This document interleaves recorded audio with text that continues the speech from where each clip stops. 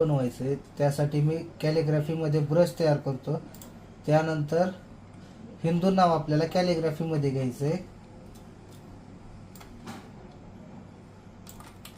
अशी एक लाईन ओढून घ्यायची, त्यानंतर उभी एक लाईन घ्यायची, त्यानंतर हिंदू नावासाठी एक वर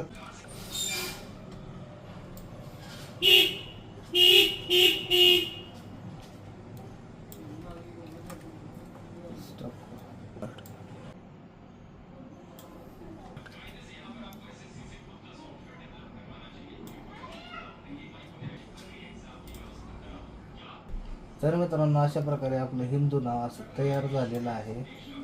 तुम्ही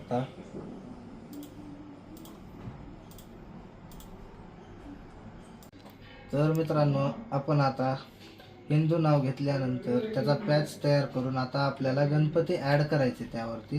तर आपण गणपती घेऊयात। आता मला हा छान वाटतोय गणपती, त्याची साईज लहान करून आपण मित्रांनो आपण आता अशा प्रकारे आपण गणपती ॲडजस्ट करून घेतलेला आहे। तर तुम्ही पाहू शकता, हे पहा।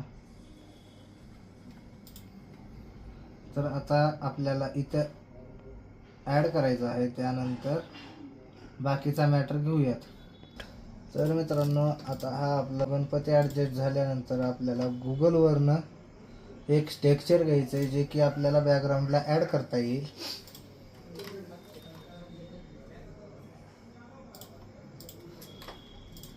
मी प्रिंटेस्टवरनं आल्यानंतर हा फोटो घेतला,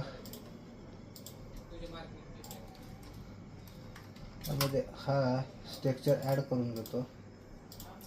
मित्रांनो हा प्रकारे ॲडजस्ट करून घ्यायचं।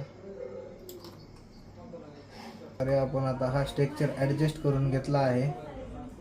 आता ॲडजस्ट करून झाल्यानंतर आता आपल्याला मंडळाचं नाव आणि ॲड करून घ्यायचं आहे। मित्रांनो आता अशा प्रकारे आपण हा लोगो कंप्लीट करून घेतलेला आहे। हे वर्क आपण कोरल ड्रॉ मध्ये करून कंप्लीट झालं आहे। ओके, धन्यवाद।